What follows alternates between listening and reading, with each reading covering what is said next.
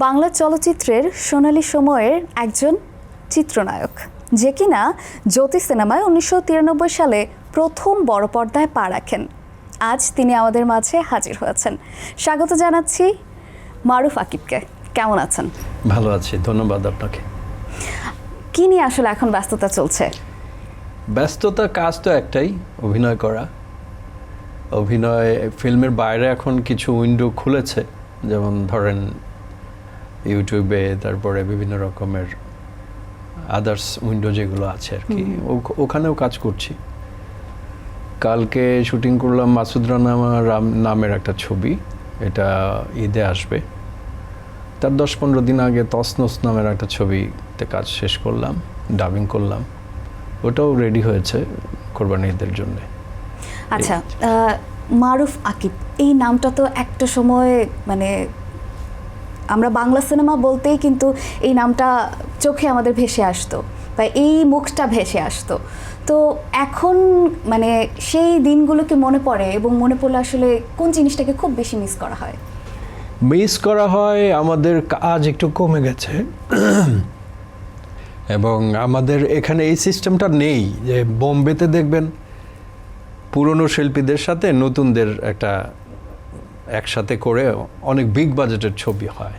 আমরা যেমন ধরেন আমি শাবান আপার সঙ্গে কাজ করেছি, ববিতা আপার সঙ্গে কাজ করেছি, ওদেরকে আর আমরা স্ক্রিনে শেয়ার করতে পারছি না, পাই না, এগুলো মিস হয় অনেক। অভিনয় জীবনের শুরুটা আসলে কিভাবে হয়েছিল? আমি কিশোরগঞ্জের ছেলে, বাই বর্ন কিশোরগঞ্জে আমার জন্ম। তখন একটা ছোট্ট শহর ছিল, পরে এটা আস্তে আস্তে ডিস্ট্রিক্ট হয়েছে।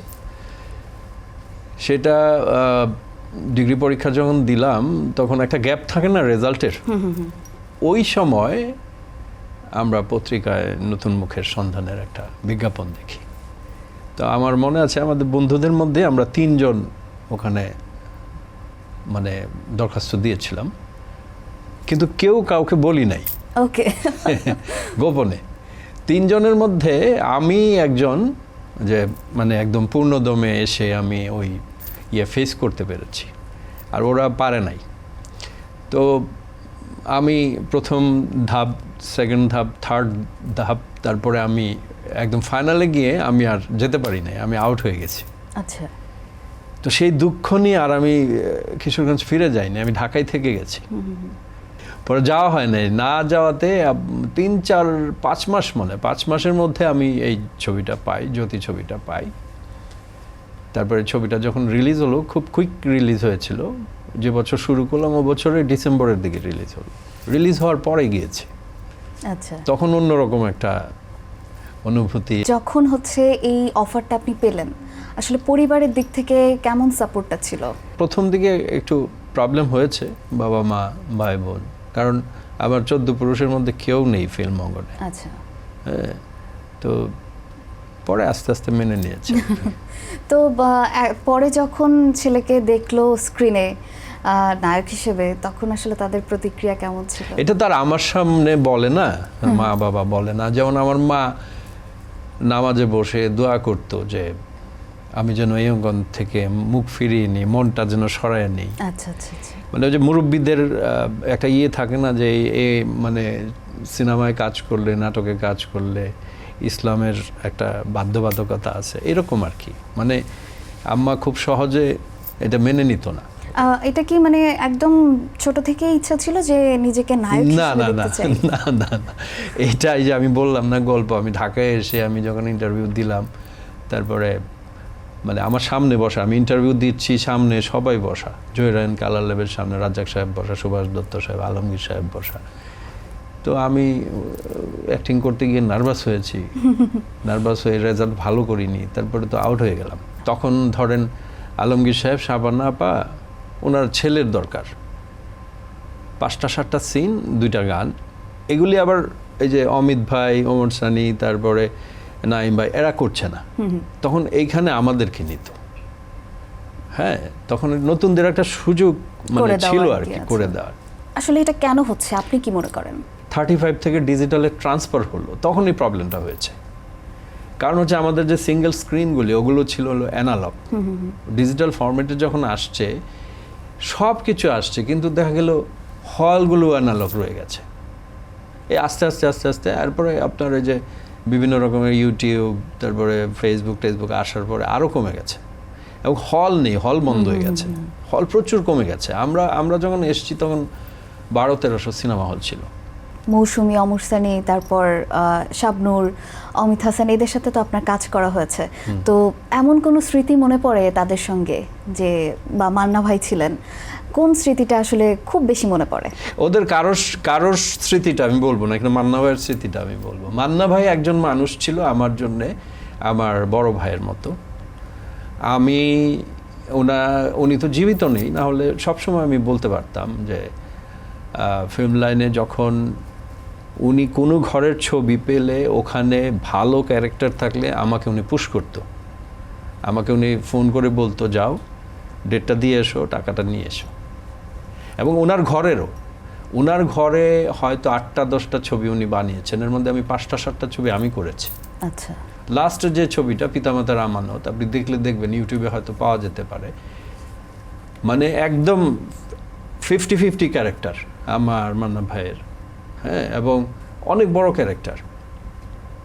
এইটাতে আমরা 29 দিন ছিলাম দীপজল ভাইয়ের বাড়িতে। এই ছবি কমপ্লিট হওয়ার পরে উনি রিলিজটা দেখে যেতে পারে নাই।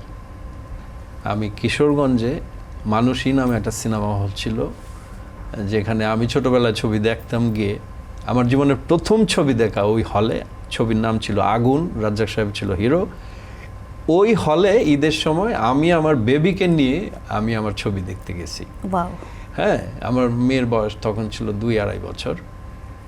আমি একদম কেবিনের ভিতরে লুকিয়ে দেখেছি। আমি যখন মান্না ভাইকে মারি, মানে একটা সিন থাকে এরকম, আমি মান্না ভাইকে মারছি, তখন মান্না ভাইয়ের দর্শক আমাকে বকাবকি করতেছে যে ও মান্না ভাইকে মারে কেন। হ্যাঁ, এরকম স্মৃতি, অনেক স্মৃতি, মান্না ভাইয়ের সাথে অনেক স্মৃতি। শাবনূর, মৌসুমী, এদের সাথে তো আসলে আপনার স্ক্রিন শেয়ার করা হয়েছে। যদি বলি মানে সবচেয়ে বেশি স্বাচ্ছন্দ্য বোধ করতেন কোন ফিমেল আর্টিস্টের সঙ্গে কাজ করে? আমার খুব ইচ্ছে ছিল যে আমি জুটিবদ্ধ হব পূর্ণিমার সাথে, কিন্তু এটা হয় না আমার জীবনে। শাবনূরের সাথেও কাজ করেছি। শাবনূর এদের মধ্যে সবচেয়ে মানে হাই লেভেলের আর্টিস্ট। শাবনূর হচ্ছে, মৌসুমী, পূর্ণিমা, এই তিনজনের মধ্যে শাবনূর হচ্ছে সবচেয়ে মানে রিচ ফিমেল আর্টিস্ট। হ্যাঁ, এটা মনের ইচ্ছা আর কি। তো এটা কখনো কি প্রকাশ করা হয়েছে কারোর সঙ্গে? অনেকগুলো কাজ করেছি, আমার সাথে সুন্দর সম্পর্ক, এবং বলা হয় নাই।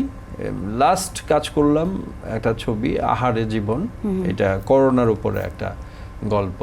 ওটাতে ও ফেরদৌসের পেয়ার থাকে, আমার ছোট ভাইয়ের ওয়াইফ থাকে, ছোটকু আহমেদ সাহেবের গল্প। খুবই চমৎকার একটা মুভি, আমরা খুব এনজয় করেছি ওখানে ওই যতদিন কাজ করেছি আর কি। 90 দশকের যে সিনেমাগুলো আর এই বর্তমান যুগের যত সিনেমাগুলো বের হচ্ছে, আসলে মানে কি মনে হয়, মানে সেই সময়ের এই সময়ের মধ্যে পার্থক্যটা কোথায়? কতটুকু ডেভেলপমেন্ট হয়েছে, বা আসলে কোন কোন জায়গাগুলোতে ঠিক হওয়াটা দরকার বলে আপনি মনে করেন? পার্থক্য আছে, আপনি ক্যামেরা চেঞ্জ হয়েছে। আগে যেমন ধরেন একটা ছবি রিলিজ হলে ধরেন রিলের এরকম বক্স থাকতো স্টিলের, ওগুলো ছালার মধ্যে ভরে 17টা ক্যান একসাথে বেঁধে রিলিজের সময় পাঠানো হতো। আর এখন একটা ছোট্ট এরকম একটা বিস্কিটের মতো ইয়ের মধ্যে একটা ছবি পাঠিয়ে দেওয়া হয়। আগে আমরা বলতাম ক্যামেরাম্যান, এখন বলে ডিওপি। আপনি খেয়াল করলে দেখবেন আগের দিনের যারা আর্টিস্ট ছিল, যেমন ধরেন মিঠুন চক্রবর্তী এখনো ফিল্মকে বই বলে। আচ্ছা, এখন আমরা ছবি বলি, এখনকার যারা আছে তারা ফিল্ম বলে। এরকম অনেক আনুষঙ্গিক অনেক কিছু, কিন্তু টেকনিক্যালি আরেকটু রিচ হয়েছে অনেক। 90 দশকের সিনেমার এবং এখনকার সিনেমার যদি বলে আর্টিস্টদের বিষয়ে, জি, এখন বর্তমানে যারা অভিনয় করছে, শাকিব খান, সিয়াম আহমেদ, নিশো, এদের মধ্যে আসলে যদি আপনাকে বলি র্যাঙ্কিং করতে, তাহলে কাকে এগিয়ে রাখবেন? না, এদের মধ্যে শাকিব কিন্তু মানে আমাদের সময়কার, আমার হয়তো 3-4 বছরের ছোট হবে ও। আর নিশো তো হচ্ছে অনেক ভালো একজন আর্টিস্ট, সে তো টেলিভিশন মিডিয়া থেকে ফিল্মে এসছে। এবং সিয়ামও সেম থিংস, সিয়ামও তো মনে করেন নতুনই 4-5টা 6টা ছবি রিলিজ হয়েছে, কিন্তু সাকিবের তো এই অঙ্গনে 25 বছরের উপরে, হ্যাঁ, বয়সও হয়েছে 50। এখন আমার মনে হয় এরকম 8টা হিরো দরকার আমাদের দেশের। ফিল্মকে যদি টিকায় রাখতে হয় 8টা হিরো দরকার, এবং আপনার এরকম 2টা ঈদে ছবি রিলিজ হলে চলবে না। আচ্ছা, আমাদের এভরি ফ্রাইডেতে আগে 2টো করে ছবি রিলিজ হতো, তাহলে আমাদের টোটাল এক বছরে আপনার 100 ছবির কাছাকাছি দরকার। হলকে যদি বাঁচানো প্রয়োজন হয়, বাঁচাতে হয়, তাহলে এরকম অনেক ছবি লাগবে। এই যে ঈদের পর এখন এই দেখেন আবার কোরবানি ঈদের জন্য রেডি হচ্ছে। কোরবানি ঈদের 5টা-7টা ছবি আসবে, তো আবার ছবি নাই। হ্যাঁ, তো এরকম। আর বাজেটটা কমায় ফেলতে হবে। এত বাজেটের ছবি, যে 18 কোটি টাকা বাজেটের একটা ছবির কথা শুনলাম, এইটা টাকা অনেক, আপনারাও শুনছেন, অনেক রকমের অনেক কিছু চলছে। আর আমার খুব ভালো লাগছে যে নিশো কিন্তু মানে একটা হিরো হিসাবে অলরেডি দাঁড়িয়ে গেছে, সিয়ামও দাঁড়িয়ে গেছে। আরেকটা ছেলে ছিল খুবই সম্ভাবনাময়, ওর নাম হলো মাসুল টাসুল আছে, নামটা কি যেন ভুলে গেছি, আরিফিন শুভ। ও কেন কাজ করছে না, কম কাজ করছে, আমি বুঝতে পারছি না। এরকম 5টা-7টা হিরো আসলে আমাদের কাজও বেরো যেত। বর্তমানে শাকিব খানকে নিয়ে কিন্তু চর্চা হচ্ছে, এই বিষয়টাকে আপনি কিভাবে দেখেন? একটা স্টারকে নিয়ে তো চর্চাই হবে, আর কি হবে। এখন মানুষ যেরকম চায় যে শাকিব খান এইভাবে হাঁটুক, শাকিব খান এইভাবে কথা বলুক, শাকিব খান এরকম গল্প করুক, এটা তো ওরও তো চয়েস আছে, তাই না? ওর চয়েস মতো ও চলবে, ওর চয়েস মতো। তারপরে দর্শকের দিকে খেয়াল রাখতে হয়। মান্না ভাইয়ের প্রতিটা ছবির মধ্যে মেসেজ ছিল। ধরেন রিক্সাওয়ালার জন্য সে ফাইট করছে, পিয়নের জন্য ফাইট করছে, বাবা পিয়ন ছেলেও ফাইট করছে, সন্ত্রাসের বিরুদ্ধে সে দাঁড়িয়ে গেছে, দেশের কথা বলছে, এরকম ছিল। কিন্তু এখনকার গল্প টল্পগুলো একটু অন্যরকম হয়ে গেছে, চেঞ্জ হয়ে গেছে, হিরো নির্ভর হয়ে গেছে মানে সিনেমাগুলো। ফিল্মে হিরো লাগবে, মাস্ট লাগবে। আপনি 2 ঈদ দিয়ে একটা ইন্ডাস্ট্রি বাঁচিয়ে রাখতে পারবেন না। আপনার এই টেলিভিশন, সময় টিভি যদি শুধু ঈদের দিন আর কোরবানির ঈদের দিন অনুষ্ঠান করে, এই টিভি চলবে? চলবে না। তো ঠিক সেম থিংস, আপনার ওখানে হিরো লাগবেই, আর্টিস্ট লাগবেই, সিনেমা হল লাগবে। আমি কালকে একটা ইন্টারভিউতে বলেছি জনাব তারেক রহমান সাহেবকে, আমাদের প্রধানমন্ত্রী, নতুন প্রধানমন্ত্রী, ওনাকে হাত জোর করে বলেছি যে উনি সব কিছু দেখছে। মনে করেন ফ্যামিলি কার্ড দিচ্ছে, মহিলা ফুটবলারদের নিয়ে অনেক কিছু করছে। আমি হাত জোর করে বলছি যে স্যার আমাদের জন্যে 300 সিনেমা হল করে দেন। সেটা কিভাবে? ওনার যে মন্ত্রী মিনিস্টারের যে পরিষদ আছে, ধরেন বিরোধী দল হলো না, ওনাদের তো 219 জন, 219 জনের বিভিন্ন জেলায়, বাড়ির কাছে, উপজেলা, জেলায়, বাজারের পাশেই কিন্তু আপনার খাস জমি থাকে। ওখানে সরকার থেকে লিজ দিয়ে কিন্তু 2টা হল বানিয়ে দিতে পারে। তো 219টা হলে হয়ে যাবে 440টার মতো। এটা যদি করে দেয়, আমরা ফিল্মে যারা কাজ করি তারা অনেক ভালো থাকবো, 2টো ডাল ভাত খেতে পারবো। এটা আমি বলেছি। আবার একটু স্মৃতিতে ফিরতে চাই। এই যে আপনি একটু আগে বলছিলেন শাবনূরের কথা, সে কিন্তু মানে সবার থেকে আপনি এগিয়ে রাখতে চেয়েছেন তাকে। আসলে তার মধ্যে আসলে কি এমন কোয়ালিটি আছে যার কারণে তাকে আপনি এগিয়ে রাখতে চান? আপনি এবং তার সাথে আপনার কোনো বিশেষ মুহূর্ত আছে কিনা যেটা এখনো মনে পড়ে? বিশেষ মুহূর্ত হচ্ছে আমি 9 বছর পরে ওর সঙ্গে আমার দেখা হয়েছে। আচ্ছা। ওর ছেলের বার্থডে ছিল, বার্থডেতে আমি ইনভাইট পেয়েছিলাম, আমি আর মুস্তাফিজুর রহমান মানিক নামে একজন ডাইরেক্টর। আমরা, ওর বাসাটা হচ্ছে আপনার হলি ফ্যামিলির যে রোডটা আছে না, এখানে ওর একটা ফ্ল্যাট আছে, ওখানে আমাদেরকে ইনভাইট করেছিল, আমরা গিয়ে খাওয়া দাওয়া করেছি। এটা হলো একটা মজার স্মৃতি। আমরা দেখি, হ্যাঁ কি খবর। আর হলো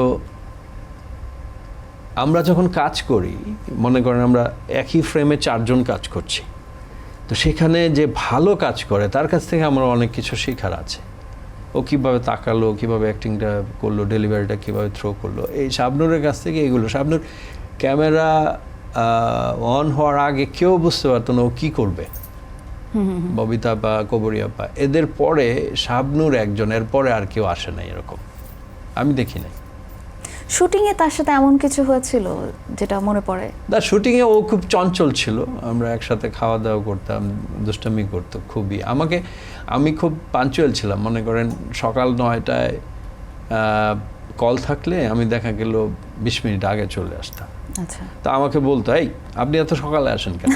ও একটু বয়সে আমাদের ছোট ছিল, আর বলতো আপনি এত ফর্সা, এত সুন্দর, আপনি মেকআপ করেন কেন? এরকম বলতো। হ্যাঁ, এখন তো অস্ট্রেলিয়াতে আছে, দেখা হয় কম। আর্টিস্টরা এখন বিদেশমুখী হচ্ছে, এটা কেন আপনার কি মনে হয়? ওটা একটা সেফটি, লাইফ সেফটির জন্য। আপনি নিজেই বুঝবেন, ঢাকা শহরে একটা মানুষ চলতে ফিরতে থাকতে অনেক পয়সা লাগে। তো এখন এখানে যদি কাজ না থাকে, আর ফিল্মের একজন আর্টিস্ট তো মনে করেন যেখানে সেখানে কাজ করতে পারে না, ওখানে তো এই প্রবলেমটা নাই।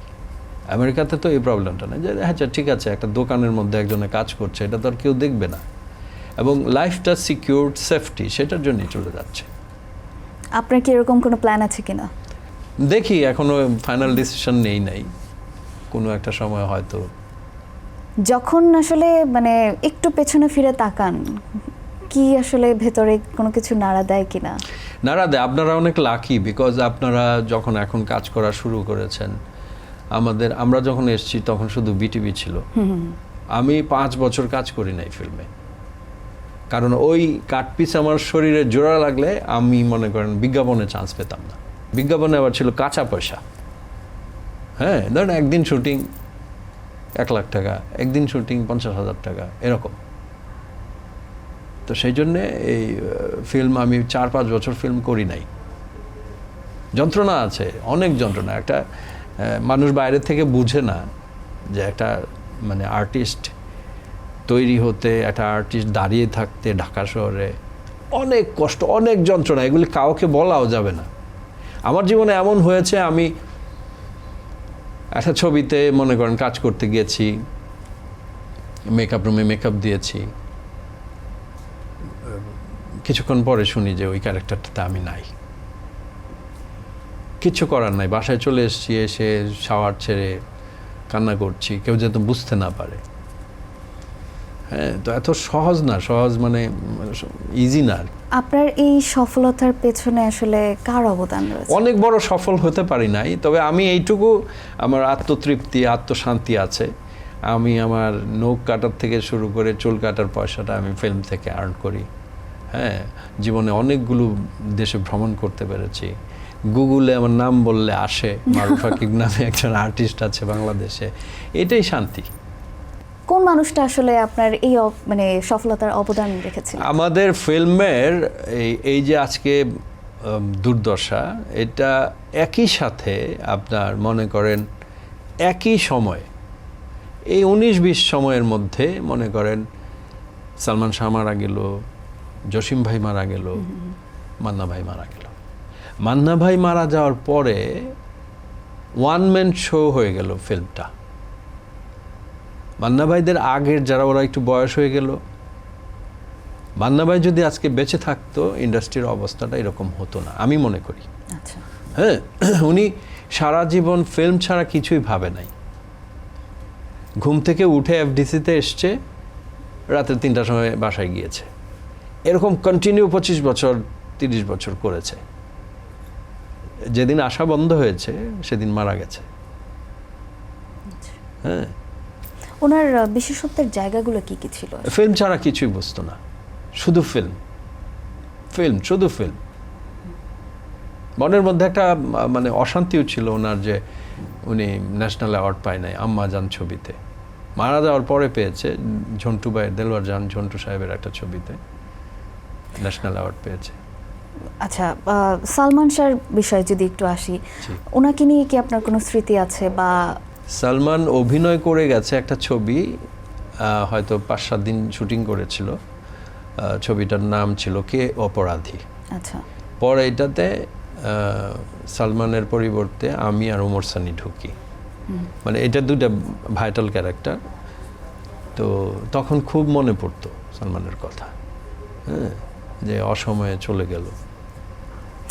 একজন শিল্পীর জায়গা থেকে যদি বলি যে সালমান শাহের এই যে মৃত্যুটা, এটা নিয়ে এত রহস্য, আসলে আপনাদের কি মনে হয় বা আপনার কি মনে হয়, এটা কি সত্যি আত্মহত্যা নাকি হত্যা, কোনটা? ডন আমার খুব ঘনিষ্ঠ বন্ধু। ডনের মুখে যা শুনছি এটা আত্মহত্যাই। আর মৃত্যু, অনেকে তো বলছে যে বা এখানে ডনও জড়িত ছিল। না, এটা ঠিক না। ডন খুব ঘনিষ্ঠ বন্ধু ছিল, আর ডন খুব সহজ সরল, মানে এত প্যাচগোজ নাই। আর মৃত্যু কিন্তু এখন আপনার কারটা কখন আসবে এটা তো আল্লাহ ছাড়া কেউ জানে না। আত্মহত্যা আসলে তিনি কেনই বা করলেন? সালমান শাহ সম্বন্ধে কোনো কিছু জিজ্ঞেস করলে ও একটু ইমোশনালি হয়ে যায়, জন্য আমি কখনো। তার সাথে কি কোনো কাজ করা হয়নি? না, সালমান শাহের সাথে আমার কোনো কাজ করা হয় না। ও তো ওয়ান ম্যান শো, মানে ছিল, ওয়ান ম্যান শো ছিল। আচ্ছা, এখন যখন আসলে তাকে নিয়ে এত আলোচনা হয়, জি, তখন আসলে কি মনে হয় যে এই মানুষটার সঙ্গে যদি আমি স্ক্রিনে থাকতে পারি? হয়, এটা তো ইচ্ছে ছিলই, মনের মধ্যে ছিল, মনের মধ্যে আছে, এত বেঁচে নাই। মান্না ভাই এবং সালমান শাহ, এদেরকে নিয়ে যদি আপনার কিছু বলার থাকে এই মুহূর্তে, কি বলতে চান? মান্না ভাই কিন্তু অনেক কষ্ট করে সুপারস্টার হয়েছে, 3 নম্বর হিরো করেছে, 2 নম্বর হিরো করেছে, তারপর। আর সালমান শাহ ছিল, সালমান শাহ এসেই তো সলনায়ক হয়েছে। দুজনের প্যাটার্ন ছিল দু রকমের। মান্না ভাই ম্যাক্সিমাম অ্যাকশন ছবি করতো, সোশ্যাল অ্যাকশন। আপনি স্ক্রিনে একটা লম্বা ছেলে যখন অ্যাকশন করে আপনাকে অন্যরকম লাগবে দেখতে। সালমান শাহ একটু শর্ট ছিল, লম্বায়, কিন্তু ওর প্যাটার্নটা ছিল অন্যরকম। ও কমেডি করতো, চরম রকমের কমেডি করতো, ফাইটও করতো ভালো। ওর স্টাইলটা একরকম ছিল, মান্না ভাইয়ের স্টাইলটা অন্যরকম ছিল। তাদের মতো আসলে নতুন প্রজন্মে কাউকে আপনি কি পেয়েছেন কিনা বা আপনার চোখে পড়েছে কিনা? না, নতুন প্রজন্মের অনেক ছেলেরা আছে, কিন্তু ওদের ছবি যখন রিলিজ হয়, দেখা গেল শুক্রবারে রিলিজ হলো, রবিবার দিন নামিয়ে ফেলা হচ্ছে, আমি দেখি না। কেন আমরা এখন একজন সালমান শাহ, একজন মান্নাকে পাচ্ছি না? জি, এই যে আপনার এখন এই টিভি নাটক থেকে যে আসছে নিশো, সিয়াম, এদেরকে আমার মনে হচ্ছে যে ওরা স্টুডিও হবে, ওদের একটা দর্শক তৈরি হয়ে গেছে। আপনি এখন সেভাবে দেখতে পাচ্ছেন না একজন সালমান শাহ বা একজন মান্না। এই যে মানে কেন এই ঘাটতিটা আসলে আপনি কোথায় বলে মনে করেন? ঘাটতিটা হচ্ছে আপনার আমাদের অঙ্গনকে নিয়ে কেউ ভাবে না। এটা যদি সরকারিভাবে ভাবনাটা না আসে তাহলে হবে না। আমাদের দরকার সিনেমা হল, সেগুলো কি সিঙ্গেল স্ক্রিন। আপনি 500 টাকার টিকিট, 300 টাকার টিকিট দিয়ে কিন্তু সিনেমা বিজনেস হবে না, এবং প্রডিউসার কিন্তু ওখান থেকে পয়সা পায় না। সিঙ্গেল স্ক্রিন লাগবে আমাদের। 300 হলে, সারা বাংলাদেশে 300 সিনেমা হল হলে, একদম টিপটপ সুন্দর এসিটিসি আছে, ফ্যান্টেন আছে, সুন্দর চেয়ার টেয়ার আছে, এরকম হলে ছবি চালাইতে হবে। আপনি একটা ছবি বানালেন, আপনি দেখাবেন কোথায়? হল তো লাগবে, তাই না? তো এটার জন্য আপনার সরকারিভাবে উদ্যোগ নিতে হবে।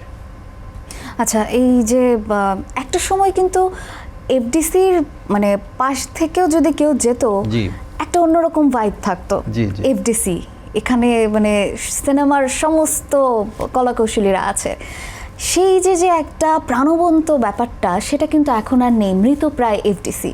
আসলে এইটাকে আবার জাগ্রত করতে হলে কি কি পদক্ষেপ নিতে হবে বলে আপনার মনে হয়? অনেকগুলো ছবি একসঙ্গে স্টার্ট করতে হবে। সেটা আমাদের দেশে অনেক গুণী গুণী পরিচালক আছেন, তাদেরকে লটারির মাধ্যমে ছবি যদি দেওয়া হয়, এবং নতুন মুখের সন্ধান করতে হবে। সাথে সাথে আরেকটা কথা, সিনেমা হল লাগবে। তো এই কাজগুলো করলে, আর যার ফিল্ম সম্বন্ধে জ্ঞান আছে ওইরকম লোক এফডিসিতে বসাতে হবে। সরকারের পক্ষ থেকে আসলে মানে আপনারা যারা শিল্পীরা রয়েছেন, কি বার্তা থাকবে? মানে সুন্দর মতো দেখে, সব কিছুই তো দেখছে, ক্রিকেট অঙ্গন দেখছে, ফুটবলের অঙ্গন দেখছে, গরিব মানুষের জন্যে ফ্যামিলি কার্ড দিচ্ছে। আমরাও চাই আমাদের অঙ্গনটাকে উনি সুন্দর দৃষ্টিতে দেখুক, এবং এটা হাত জোর করে বলছি মাননীয় প্রধানমন্ত্রীকে, উনি যেন 300 সিনেমা হল করে দেয় আমাদেরকে, তাহলে আমরা আবার আগের জায়গায় ফিরতে পারবো। এই যে আমরা বলি ফিল্ম ইন্ডাস্ট্রি, জি। এটা আসলে কতটুকু ইন্ডাস্ট্রি হয়ে উঠতে পেরেছে? না, ইন্ডাস্ট্রি হয়ে উঠতে পারে নাই। কিন্তু কেন? ইনভেস্টর লাগবে তো। প্রথম হচ্ছে ইনভেস্টর লাগবে। ইনভেস্টররা কি চায়, প্রযোজকরা কি চায়? আপনি টাকাটা লগ্নি করলেন, টাকাটা তো উঠে আসতে হবে, এই নিশ্চয়তাটা চায়, এই নিশ্চয়তাটা করতে হবে। আরেকটা হচ্ছে ওই যে সিনেমা হল লাগবে, হ্যাঁ। আর টেকনিক্যালি আরও কিছু জিনিসপত্র আছে, যেমন ক্যামেরা, এডিটিং, প্যানেল এগুলো লাগবে। এগুলি হলে আমার মনে হয়। আপনার পছন্দের, আপনার সিনেমার যে কোনো একটি গান যদি আমাদেরকে একটু 2 লাইন গেয়ে শোনান। তা আমার জীবনের প্রথম ছবির গানটাই হচ্ছে এন্ড্রুদার গাওয়া। আমি খুব বেসুরা, কিন্তু না, কোনো সমস্যা হাসবে। গানটা ছিল এরকম: আজও কেন নদী বয়ে যায়, পাখিরা কেন গান গায়, প্রেম আজও আছে বলে। মানুষ আসবে আমার গান। না গলা খুব খুব বাজে সুন্দর, গলা। খুব সুন্দর, মাশাআল্লাহ। এটা ছিল আমার মানে প্রথম গান, আহমেদ ইমতিয়াজ বুলবুলের লেখা এবং এন্ড্রুদার। অনেক ধন্যবাদ, আপনি এত সুন্দর একটা গান শোনালেন আমাদেরকে। মুহূর্তটা খুব সুন্দর হয়ে গেল। আমরা একদমই শেষের দিকে। আমি সবশেষে একটা প্রশ্ন করতে চাই, সেটা হচ্ছে যে নতুন প্রজন্মের যারা আছে বা তরুণ যারা আছে, তাদের উদ্দেশ্যে আপনার কি বার্তা থাকবে, এবং সবশেষ দর্শকদের উদ্দেশ্যে যদি কিছু বলেন। না, দর্শকদের উদ্দেশ্যে বলতে পারবো, কিন্তু নতুনদের উদ্দেশ্যে বার্তা কিছু বলার মতন, কারণ নতুনরা আমাদের চেয়ে অনেক ট্যালেন্ট।